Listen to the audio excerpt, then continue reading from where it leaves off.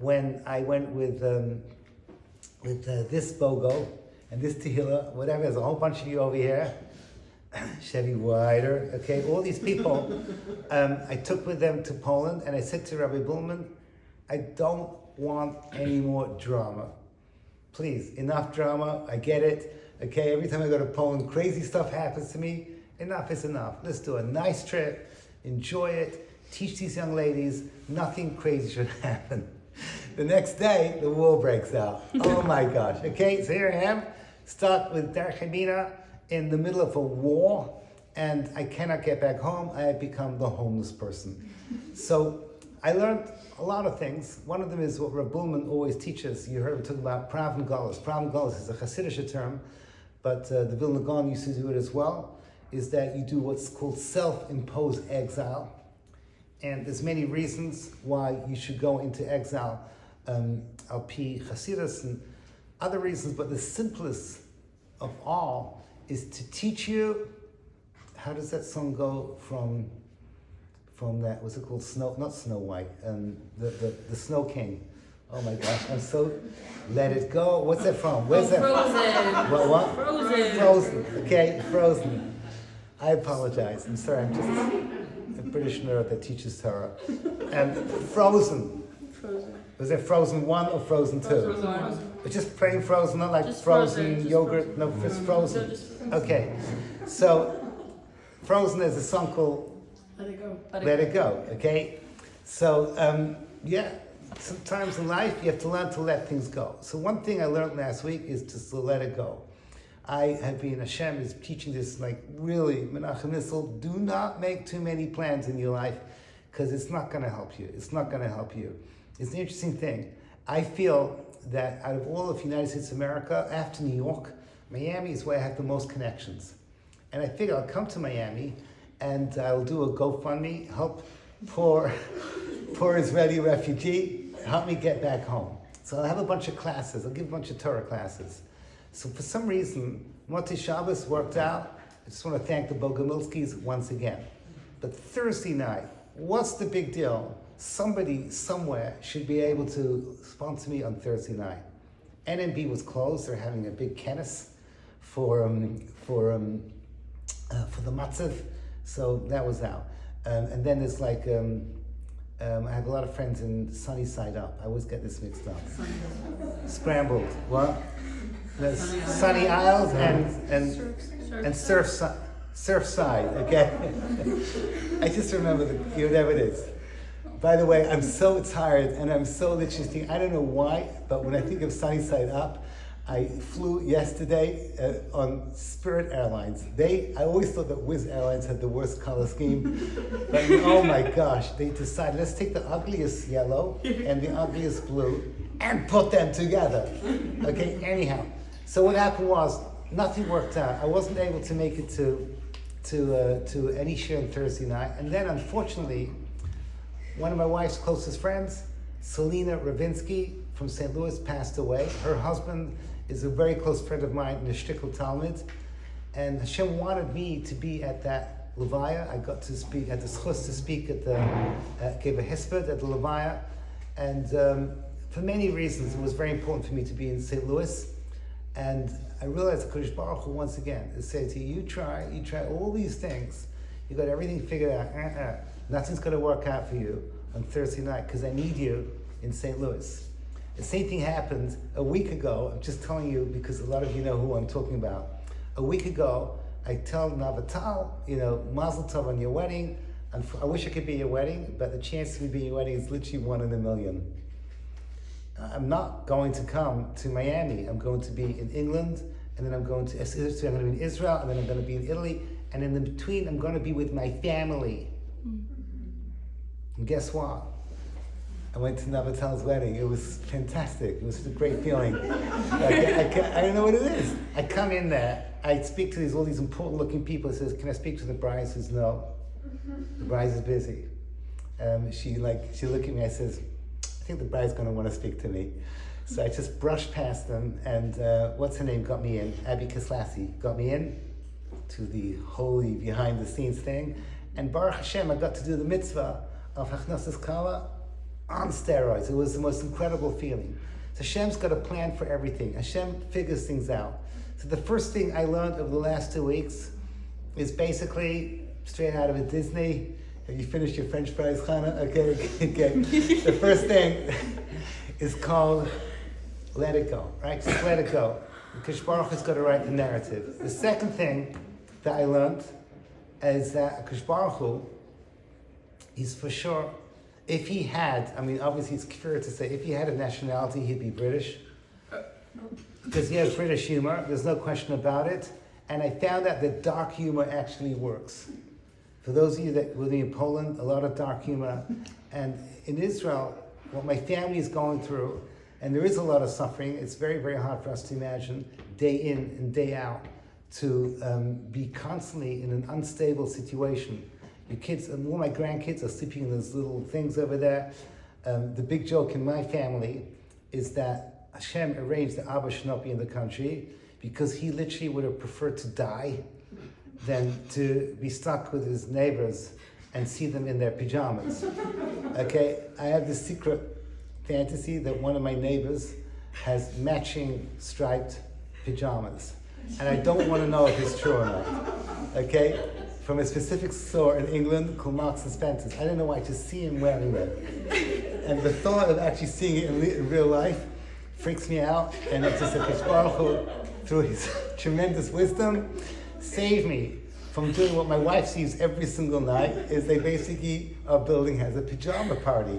And it's just like whatever it is. For those of you who don't know anything about Israeli living, there's a custom, I think it's a rule in Israeli society, that every building in Israel must have an annoying neighbor. It's that neighbor that you just want to avoid. So this is not simple when these things happen, what we have to go through. Meanwhile, your kids have no school to go to. That's And where Hashem has a sense of humor. Well, So that's where Hashem has a sense of humor. Absolutely. Your annoying neighbor, you're going to see him in his pajamas. there we go. It's definitely, there's a lot of Corona vibes going on in Israeli society. It's crazy. Yael, you were there. I was there. Yael was there. Okay, so now, the reason why I'm just being a little bit lighthearted, because I'm going to take you into the deep end, because I really have a message to share with you that's very heavy, because all of this has allowed me for a chance to think about what we should be doing. I am from that school of thought that everything that happens in the news is Hashem is talking to us. The less time you spend reading whatever it is, Fox News, or in my case, I read Fox News and CNN and divide by 2 to try and figure out what's really going on. The less time that you spend on the news and the more time you think about what is Hashem saying to us, you're doing the right thing. You're getting it. You're understanding that Akash Baruch Hu is having a very powerful conversation with us at the moment. So I want to share with you that when I was in America last, and somebody asked me, I can't remember the exact question, it was something like, why is it that the Haredim don't send their kids to the army? Why is it that that you do not send your sons to the army? So I made the following comment to him. I said to him, just before I can give you an answer, I need to know if we are on the same page so that we can have an intelligent discussion about it. I'm going to ask you a question. Which narrative makes more sense to you? If we both agree on the same narrative, then we can discuss it. How do you understand what is happening right now? Remember, a couple of months ago, the enemy was Hamas, not Iran. Or the main enemy was Hamas. I said, how do you see it? Is Hamas the problem and Tzahal is the solution? Or narrative number 2 is, are we the problem and Hamas is the punishment? It's Hashem's stick. Okay, which resonates more with you? I asked him that. So that point then he was silent because he understood what I was trying to say. It's a whole different discussion. If you believe with Emunah Shalema that every bullet has an address and everything has to happen because HaKadosh Baruch Hu decided, and when you have a cluster bomb, which is what they're doing now, the Iranians, and 95% is being taken down by an Iron Dome that Baruch Hashem we have that 20 years ago we did not have, because if we wouldn't have that Iron Dome, I don't want to say anything, but we're talking about Al Pi Derech HaTeva, tens of thousands of casualties. So you and I have to believe in Emunah Shalema that no non-Jew can hurt a Jew without a gzera in Shemayim, that this bullet or this piece of shrapnel should hit you exactly in this particular part of your body. And again, I'm talking to a lot of Darchabina girls. Ask Mrs. Thaler about what happened to her son and all the miracles. Of how many people said 15 pieces of shrapnel went into his body, not a single one touched a vital organ. So everything has to the millimeter. HaKadosh Baruch Hu has it down. And we step back and we think things through that narrative. So it's a whole different discussion. What does HaKadosh Baruch Hu want from us? So if you've been following me, and you can subscribe right now to my YouTube channel, so you've been following me, you know that I hate the words October 7th, because Hashem made it happen in Simchas Torah, because He was talking to us. It happened on a Shabbos. It happened on Simchas Torah. So for those of you that know what we've been speaking about, I don't want to get into politics, but Torah has to be presented with Simcha. And there has to be the Simcha of Torah, and we have to realize it was on a Shabbos, and we have to realize that Kadosh Baruch Hu was communicating with us with the date that He chose. So now we have this round two, or if you want this upping the ante, one closer step to the Melech HaMashiach, is finally Iran. After 20 years of my Rebbe talking about it, and he passed away 10 years ago. So after 20 years of him talking about it, we now see with our own eyes. This is the last wave. Is the great enemy is Paras, the way it should be. The Melech Kasher Haman, right? The king that is difficult and hates us like Haman. This is the last round before the Melech HaMashiach. And again, I'm not saying this as an act of nevuah, as an act of prophecy. I'm saying this as an act of chachma, of what my Rebbe's taught me. This is the way it should be Al Pi Derech HaTeva. So let's analyze what clues did Hashem give us. The war began on Shabbos Parshas Behaalosecha. The war began in the end of Chodesh Sivan. So let's put the two pieces together and see what does it mean. We're now in Shelach, but what is Behaalosecha all about? Behaalosecha has a fascinating switch over. In the middle of the parsha, you have 2.5 parshas. Okay, let me step it back and I just realized I'm jumping the gun. Can someone here please define to me what is Sefer Bamidbar all about? Every one of the 5 books of Moses, 5 books of Moshe Rabbeinu, is a Sefer. Sefer means it's complete, it has a theme. Bereshis is the book of roots. Shmos is Galus and Geula. Vayikra is Teres Kohanim, how to live a life in Kedusha. Devarim is Mishnah Torah, is Moshe Rabbeinu's farewell speech, is a Musa Sefer. Can someone please describe to me Sefer Bamidbar as a theme? What's the theme of Sefer Bamidbar? All the journeys that the Israel went through. Thank you so much. Okay, so the answer is it's Klal Yisrael in motion. It's Klal Yisrael in motion. It's Klal Yisrael journey. So this journey is something extraordinary because ani mamin b'emunah shalema, that we go through a journey, and at the same time, HaKadosh Baruch Hu is going through Kaviyachol, his journey. HaKadosh Baruch Hu in motion is called Ma'aseh Merkava. I see this with a Hasidic house over here, so I feel comfortable speaking freely about, on the Hasidic level, right, you got what's called HaKadosh Baruch Hu runs the world from above with the Merkava. The word Merkava is the Kisei HaKavod in motion. That's what a chariot is. A chariot is basically, those days was a horse and buggy. Today, whatever is the cars in front of this house, it takes you from place A to place B. And the Merkava is how HaKadosh Baruch Hu takes us through this journey called this long and winding galus. How HaKadosh Baruch Hu runs his world. So let's analyze Sefer Bamidbar. Sefer Bamidbar has got 3 parts. The first part is everything is perfect. Bamidbar, Naso, the first half of Behaalosecha, talks about what? Klal Yisrael b'tifarat, with all its beauty. So you have in the middle, you have the Mishkan, and you have the Degalim, and you have, Hood on the front and Don in the back, and you have Gershon, Kahas, Merari, everyone's doing their thing. And the Jewish people are traveling in perfection and harmony.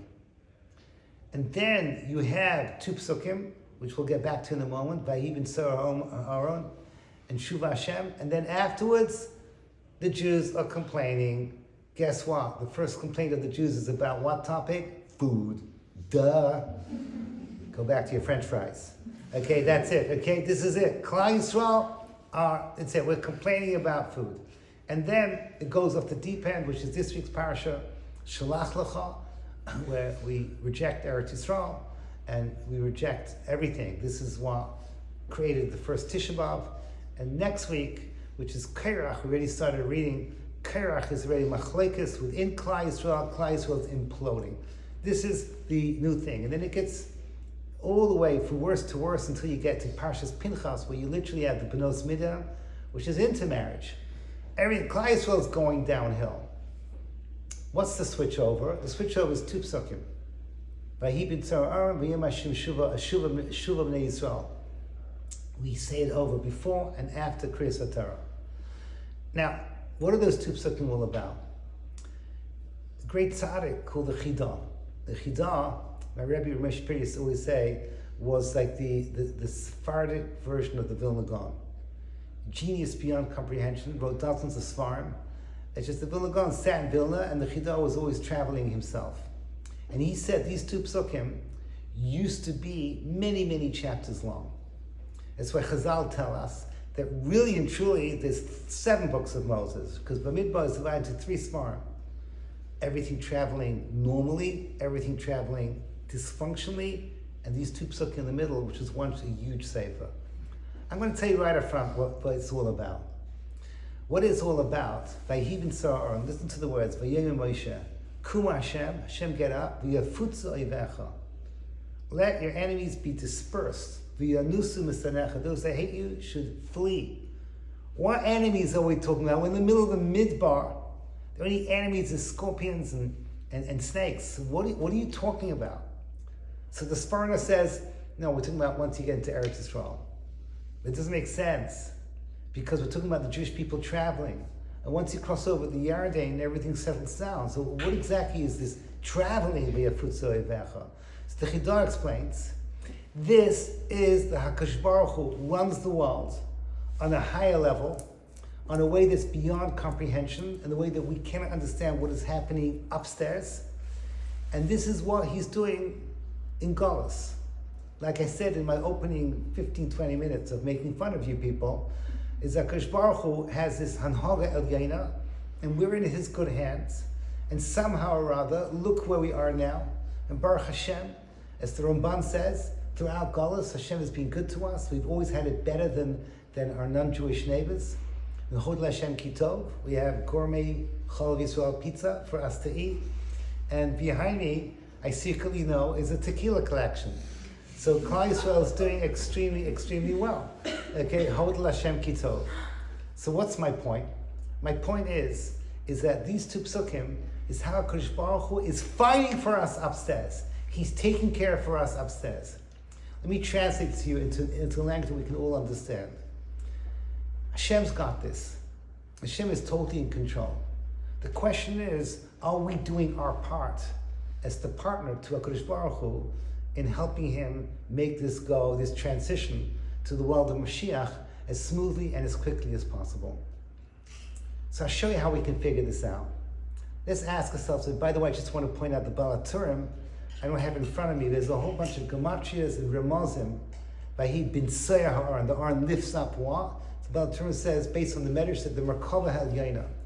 This incredible thing, the Merkava. And the Chayas HaKodesh, which are the angels that hold up the Merkava. What we do downstairs, HaKadosh Baruch Hu fixes things upstairs, but he's always fixing things upstairs, and he's always bringing us closer and closer to the final Geula. Now watch this. Just before Vayi ben Aaron, we find out that Klal Yisrael did their first mistake. Does anyone here happen to know I'm a teacher, not a lecturer, so I always like to involve you. What was the mistake that we did before Vayi ben Aaron? The first time that we see the Jewish people in Sefer B'Midbar messing up. I'll give you a clue. The pasuk says, "Vayisu," they traveled mehar Hashem, from the mountain of Hashem. And Chazal say, the Mefarshim explain, it should say "Vayisu mehar ha'elakim." That's what it's called in Sefer Yisrael. Har Hashem is that loving God. So what exactly is happening over here? What are they doing? Does anyone remember this? Just nod your heads if you remember this phrase. Ketinoik habareach mibeis hasefer. There we go. Okay, like children running away from school. School's out. That's it. They're like children running away from school. That's how we left Har Sinai. Just by the way, I once made my Rebbe laugh. Rav Moshe Shapira, I said to him in the car, I said, it's Ketina Kabara. Why doesn't it say that they ran away like the teachers run away from the day of teaching? So I said, that bad Klal Yisrael were not. Okay. In other words, okay, it was only like the children, the teachers, they run out, they get out of that. Bottom line is that apparently we ran away like children from the school. The school is a source of nourishment, a source of teaching, and kids get away, Baruch Hashem, we get away from that. It doesn't really make sense, because at the end of the day, I understand that we disconnect ourselves from Hashem as opposed to Elokim, which is what the pasuk says. But at the end of the day, it's okay to run away if you're going somewhere that you are doing what you're supposed to be doing. The Klal Yisrael was supposed to run away from Har Sinai to get where? Take me to the promised land. They were going to go to Eretz Yisrael. The goal was they were going to go straight from Har Sinai to Eretz Yisrael. This is a good thing. Let's get on with it. It's not like they're leaving just vacay. Let's go to Miami vibes. No, they are going to do what is necessary to turn Har Sinai into real life. That's what they wanted to do. So I was surprised to be accused of doing something that makes sense in a way. Har Sinai was Kabbalas Torah. Kabbalas was over. They got the Torah. They had 613 commandments. They were taught how to perform them. Perform them. So why does Chazal say Ketina Kabareach Beis HaSefer? I understand something, and this is my own Torah, so you can understand it your way. I understand the following thing. Har Sinai is really two separate things. Har Sinai was Kabbalas Torah. We got the Torah. We got the Torah meaning the first of all, it's a handbook on how to live your lives. That's called Torah Melashon Hairah, but it's also the Oraita. It's the light to take us through this darkness called Olam Hazeh. The darkness of Galus. Torah is everything. We finished with Kabbalas Torah. It's time to move on. But there was another thing that happened at Har Sinai, and this, I think, is the key for us. At Har Sinai, there were two dinim. One was Kabbalas Torah, the other one was Maimed Har Sinai. The event itself was special. On Seder night, we say, Ilu Hoitzianu, Ilu Kiravanu La Har Sinai, V'loi Nasalana Satera. If we would have had the event at Mount Sinai without actually receiving the Torah, Dayenu. What does that mean? Without the Torah, what's the point of coming to Har Sinai? What do we get at Har Sinai without the Torah? A lot. Vayisu mehar Hashem. We connected to Hashem like a wife connects to her husband on her wedding night in a deep and powerful way that never was and never will be again. Maimed Har Sinai was an extraordinary experience. The Magen Avraham, quoting the Arizal, says that halacha, and in my sefer Rik Shilev, some of you know, I wrote a sefer on women in tefillah. If you guys have the Art School Women Sit, it's based on my sefer. I bring down this apply. What I'm about to say now applies to women as well. Honestly, I don't think any woman knows about this, and women do not do this. Why, I don't know, because they never saw their mothers do it. But it's brought down. The Magen Avraham, right? He's the posek for Ashkenazi Jewry, quoting the Arizal, that in Ahava Rabbah, which many women say, you're supposed to have kavanah, the care of tanu. You gave us the Torah, the care of tanu makein l'shimcha hagadol, and you drew us near. So he said there's two special mitzvahs. One is to relive the event at Har Sinai, that we have to do that every day. And it's based on psukim in the Torah. that we have an obligation to constantly keep Har Sinai alive. And we also have a second mitzvah to keep alive the kirah, the closeness that we had to Hashem, that we had at Har Sinai. That closeness between us and HaKadosh Baruch Hu, we disconnected from. When we ran away from Har Sinai, we would sort of say, okay, it's too much. It's time to move on. It's almost like, at the end of your wedding night, you say, okay, whatever it is, okay, enough of the wedding. At a certain point, you should feel that this is something special. You don't want to disconnect. What did we do at Har Sinai? What did we, Klal Yisrael, give to Har Sinai that brought us to this special connection? Again, this is Menachem Issel speaking. I think we did two things. One is that we reached a level called Ki Ish Echad, B'Lev Echad. Klal Yisrael reached a unity of Ki Ish Echad, B'Lev Echad, perfect unity. All of Klal Yisrael was one. Just to give you a little bit deeper, was one what? Ki Ish Echad, B'Lev Echad. That Ish is Adam Harishon Lifnei Achet, Adam and Chava Lifnei the Chet. So there you have one heart, and everything connects to that one heart. So my nose and my toes and my finger don't compete with each other because they're all being pumped by the same heart. That's what Klal Yisrael becomes one. We got that at Har Sinai. Where else did we have that? We had that in the Garden of Eden before the Chet. Where else will we have that? Right here in Miami Beach, when Mashiach comes and finishes his job. The whole world will turn to this Garden of Eden, of Ki Ish Echad B'Lev Echad. But we had it at Har Sinai, and we had it through our hard work. We earned it. Klal Yisrael created an unprecedented Achdus.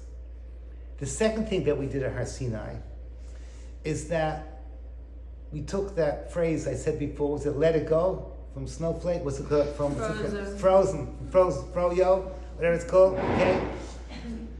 I should not forget it, because my grandkids here in Miami, there was a period of time when they used to take with their lunch boxes, had what's her name on it? Elsa, and there's a funny snowman there, right? Yeah. There we go, okay? The Bekias of Darchei Bina girls is astounding. Okay, I'm glad we taught you something. So the point is that what does she teach us? Let it go. Meaning everything is HaKadosh Baruch Hu's hands. At Har Sinai, we reached a point, and now I'm quoting from the Rambam, in Hilchos Yesodei Torah, Perek Aleph, where he talks about the emunah, the faith expected from you and me is emunah she'ein boi daifi, that there's no possibility of not that way, which we received at Har Sinai. What happened at Har Sinai? At Har Sinai, every single question that any Jew has ever had in history, completely answered. Everything made sense. Now at Har Sinai we had a lot of questions because 210 years of Egypt was generation after generation of suffering. Never in history was that. Even the Holocaust was 6 years. We had tremendous violence against children, which is always the question that I always have. When I talk about the Holocaust, if you remember last week, I can't do children's pits and anything to do with children. I can't do it. I fall apart. I don't sleep at night. So I try not to think about these things. When we were there in Lupitchova Forest, I just mentioned it very quickly and I stopped because I don't want to talk about cruelty to children, sadism to children, but it did happen. Welcome. Have a seat. We have a special chair for you. Okay, this is something that's unprecedented in history. That we had 210 years of suffering in the most extraordinary way. So you have questions. Children were crushed and made into bricks. All these things is sadism that the Nazis just wanted to imitate. At Har Sinai, we had no questions. We went to the other side. For you Harry Potter fans, okay, we went past the veil, and we saw from the other side what's going on, and there everything made sense. There was total and complete clarity. People make a mistake. They think emunah she'ein b'dofi is some kind of blind faith. No, emunah she'ein b'dofi is intellectual faith, where you have emunah that, for give an example, I have emunah that tomorrow the sun's going to shine.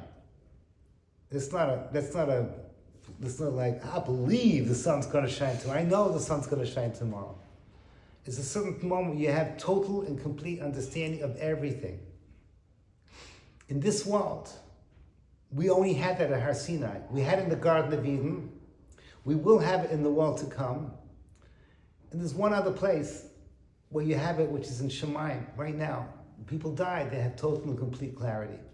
There's no question in my mind that if I could go up to heaven now, we could all go, put on our invisibility cloaks, go up to Shemayim, find the person that suffered the most during the Holocaust, the person who has the right to have the most questions against God.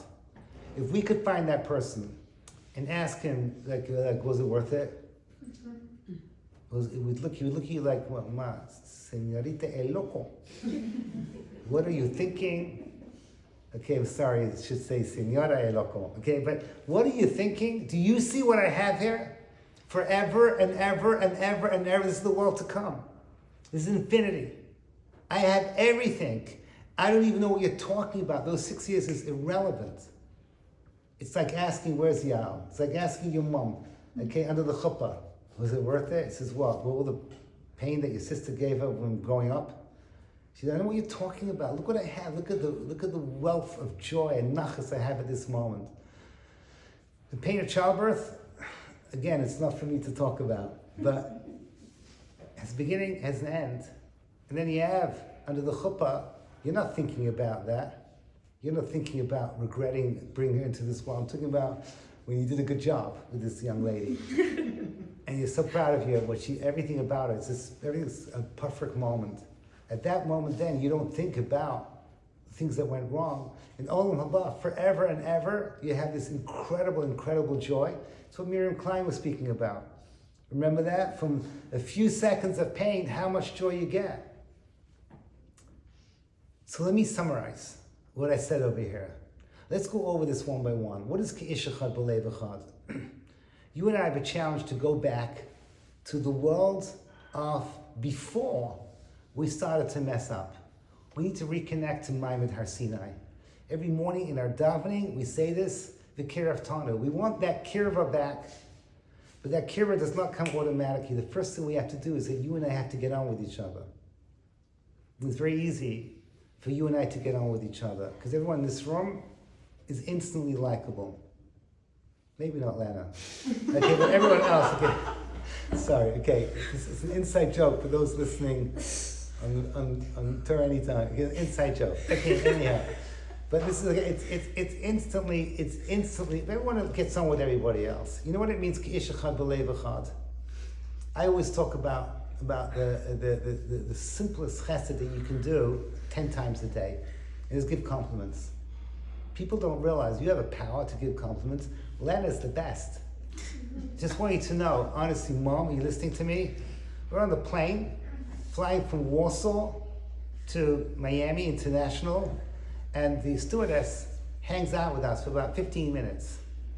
And Lena's complimenting her earrings, and seeing how pretty she looks, and everything like that, and stuff like that. And she felt like $1 million. She felt like $1 million. And it was, I thought it was so nice. Leans, you're the best. Okay. It really is. You know, give her a round of applause. I think thank you so much. I honestly want you to know that. I want you to know this, okay? Compliment doesn't take a lot of work. Compliment is an easy thing to do. You go around and don't just compliment your best friend and how she looks. You compliment people who are the people that work for you, and people, the delivery van, and people that come into your life. Hashem sends them to you. Build them up with a compliment. Just make sure it's sincere and not fake. That's not what Hashem wants from us. Hashem wants us to get to Ki'ish Echad B'Lev Echad. That's that annoying neighbor in my building that he's talking about. We're talking about pushing the comfort zone, going into a place where you don't feel so comfortable to give a person a compliment, but even better, to try and reconcile with people. Ki'ish Echad B'Lev Echad means people that don't have the same outlook as you. He's too religious, he's not religious enough, whatever it may be, is to go and say, no, it doesn't make any difference. We're all together in this. A little bit, we're not going to have a choice in the matter, because suddenly we're going to realize that Ashkenazi and Sephardi and Haredi and Tzionino is going to become totally irrelevant when for every single Jew hater out there, which is one thing and one thing only, which is Jews, which is people that were there at Mount Sinai, accepting the Torah, with the Am Segula, that chosen nation, that's who we are, that's what we're stuck with. Hashem's special people. That's what we all have in common. So it's the first thing we need to do is to get back to Har Sinai, is to really work on this. For those of you who, like me, need a constant reminder, so you can underline in your siddur the following words. V'nafshi ka'afar lakol tihiyah. Translate, v'nafshi, my essence, my emotions, ka'afar, like a piece of dirt. What is a piece of dirt? You're putting yourself down? Was this low self-esteem time? No. Dirt is the source of all growth. I want to be everyone else around me, everyone that comes close to me, I can help them plant their seeds. I can help them flourish. I can help them become the person they're supposed to be. You do not need to save the world. What you do need to do is to impact the people Hashem sends you. And He's always sending you people. There's always people coming in and out of your life. A very special lady in the corner over there, that she just told me was 18 years ago. 20 years ago when I met her on an NCSY event. And it happens, Hashem I was merited to meet a wonderful person on an NCSY event. And so people come into your lives, there's a reason, impact them. And even if it's not so easy for you. V'nafshi ka'afar lakol, every person I meet, you don't have to start an organization. Just impact the people around you. That's number one. Number two is emunah she'ein bo dofi. It's to be like that person in heaven who has no questions. Is to stop asking questions. I was just now unfortunately I was at a Levaya in St. Louis 2 days ago. And my friend Rabbi Miller, Steve Miller, Shlomo Miller, some of you may know him, he said to me an interesting thing. He says, human nature is you only get angry with God when He's in your face. Because when you hear about tragedies in Israel, so you feel bad. You do feel bad. I'm not telling you have no feelings. You don't get angry. When you feel that your neighbor's suffering, you don't get angry. When you're suffering, when it's suddenly your best friend, your family member that has a disease, who's going through some terrible family situation, whatever it may be, and people go through stuff, and suddenly the anger comes in. That's the moment that you need to go deep into your emotional resources and find that emunah she'ein bo dofi, to reconnect to Har Sinai. Har Sinai, there was no questions. Har Sinai, there was this clarity that Kosh Baruch Hu has got that. At Har Sinai, there was a natural journey from Har Sinai for us to the world of Nasa v'Nishma. Nasa v'Nishma means unconditional surrender to HaKadosh Baruch Hu's higher knowledge, and for Hashem to go from Anoichi Gematria Kisei, right? Anoichi, I am the Lord your God, is the numerical value of Kisei, the Kisei HaKavod. The Kisei HaKavod is the Merkava, stationary, without moving. It turns into the Merkava by Hibin Sarah Aaron. HaKadosh Baruch Hu scatters our enemies. He does exactly what needs to be. If there is an enemy, Hashem's talking to us. If there's a bullet, that bullet has an address.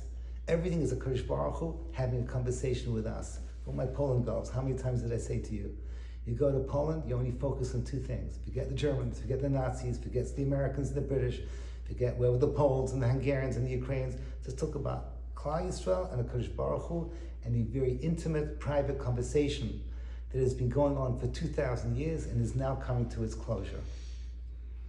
So here we are. And I want to finish off with one more quote.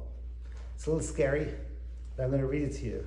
20 years ago, my Rebbe, Rav Moshe Shapira, the one that I told you about, spoke nonstop about Iran.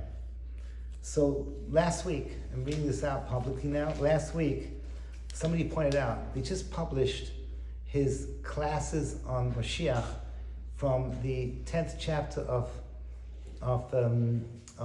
Sanhedrin.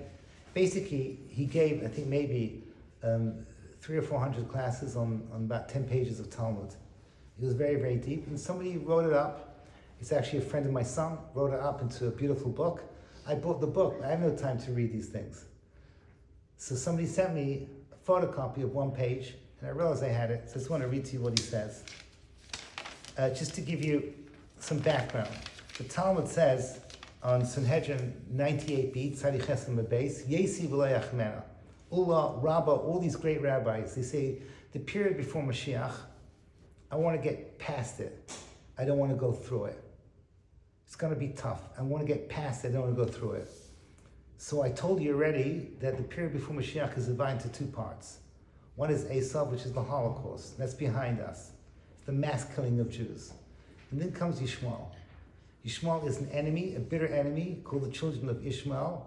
One of the things that they sow into society is the disintegration of normal society things. It's basically what's called, I can't go into it now, but their connection with the world of Chum, the world of anarchy, a world where there's no leadership, a world where families fall apart. Here in America, right in our own neighborhoods, we see the family structure and everything falling apart. A world where we live in Dimyo. We live in, I just mentioned, I made jokes about AI, where our kids come out dysfunctional because they're spending 6 to 10 hours, I don't even want to think about any hours, looking at a machine where everything in their imagination is telling them there's something real going on, but there's nothing going on. And then we wonder why depression goes up and anxiety. That's all galus of Yishmael. This is Ishmael. This is what we're going through right now. And it all ends with Iran. That's what our rabbis have taught us. Listen to these words. He said, "L'kach nireh hayom sha'advarim holchim l'kivun shel Rabbi Yeshua." Rabbi Yeshua is the one that says, before Mashiach comes, the world is that overwhelmingly Jews do not believe. Jews are not practicing Torah. That's what the world's going to look before Mashiach comes. And he doesn't say this here, but it's just going to be that kernel of Torah-believing Jews that's going to be the ones that will initially greet Mashiach, right? The ones that are waiting for him. And then there'll be a melech kasher kahaman, king, that will be difficult for us like Haman. Today we still see a certain sense of the world has the rule of law and monarchy.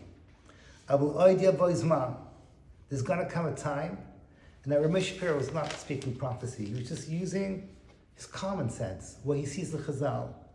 And Shetiya anarchia, there's going to be Gomorrah, there's going to be total and absolute anarchy. There's going to be these crazy weapons of destruction. People are going to have that who don't have any form of, there's nothing rhyme and reason. So one day it's Hezbollah, next day it's Hamas, today it's Iran, and who knows what it's going to be tomorrow. And then he says the following, who knows what they can do, what destruction they can do. He doesn't necessarily mean people dying. It means that society will fall apart from all these weapons. When society, the world starts to fall apart, the first thing is everyone hates the Jews. Who hates the Jews? Everybody. I come from Europe 3 days ago. In Europe, why did Iceland hate the Jews? Why didn't Finland they hate the Jews? In the Eurovision Song Contest, who cares? If Israel plays, we're not coming. Why does Spain hate the Jews? I understand when you see Jews are in your face, but all these countries, everyone hates the Jews. In America, where everyone hates the Jews, what's going on? But that is something, always, when everything falls apart, everyone blames the Jews. And suddenly, all the Jews, ki ish echad, b'lev echad, are the ones being blamed. V'lechein bara, and therefore it's clear to me, shenagia l'matzav sheYisrael mimichrachim l'asas tshuva. At that point then, what is Jews going to do? Everyone hates us. Nothing makes sense. Why do you hate me? I just want to be like you normal. I want to live a normal life. By the way, in brackets it says over here, he says, Rav Moshe Shapira says, V'ani yichol lirot et zeh, b'tol v'adaot shani ro'et chamesh esba'ot sheli. I see this so clearly, like I can picture him in the class holding up the way I see my 5 fingers. I know this is going to happen to the Jewish people. What's going to happen? Jews will have 2 choices. By living in reality or living outside of reality. And that is exactly what we're seeing now. And Baruch Hashem, we have people like you. The solution is found in this room over here. The ones that understand we need to go back before Vayehi ben Soharon, before everything falls apart, before Shelach Lecha, where Klal Yisrael disconnect from their faith in God, and before Korach, when Klal Yisrael implodes and they start fighting amongst themselves, we need to go back to Har Sinai. And every single one of you can do it in action, by looking at your fellow Jew a different way, by saying Nafshi Ka'afal Kol Tiyeh, by complimenting every single person that comes close to you. And I will say Jew and non-Jew should make no difference to you. That's number one. And number two is to find new levels of faith that you never knew you had. With your Tehillim and stuff like HaKadosh Baruch Hu, I don't understand anything. Nothing makes sense. It doesn't make any sense. Menachem Nisla is sitting in Miami now. I should not be here. Nothing makes sense. The last couple of 2 weeks now, nothing makes sense at all. The only thing that we know for a fact that this time next week, we'll say, whoa, what is going on over here? Keeps on going. The surprises keep on coming. Every couple of weeks we think we're finally stabilizing, and then boom. Anyone here remember? Corona, sisters. It came and left and came and left, and it was over with. And the whole world was plunged into, every teenager was depressed, sitting at home, playing with their phones. Hashem's up to something, but it's very, very close to the end. Our emunah, our faith has to be so deep. And you can't just create emunah out of nothing. You need to say your morning blessings and think about the little things in your life that you tend to hate. And thank Hashem, everyone, for your eyes and for your clothing and for your shoes, and that you can sit up and stand up. Notice things. And then notice everything in this room. I could literally spend the next hour just going through this room, thanking HaKadosh Baruch Hu for technology and for plastic bottles and for goodness sake, whoever discovered the pizza. All these things you start to notice. And from there, it brings you to emunah. Start to notice the hashgacha pratis in your own life. And then you're back at Har Sinai. And you're back feeling HaKadosh Baruch Hu's closeness. And you're back into a world where HaKadosh Baruch Hu can turn to the Melech HaMashiach and says, finally, my people get it. Now it's the time for you to go. I just want to end off, at the end of the day, Yerushalayim Rakedesh. It's in all of our hearts. And I give you the bracha from Yerushalayim. That I should be zeicher to see you next in Yerushalayim. Thank you so much for listening. Gotta go home and pack. Thank you.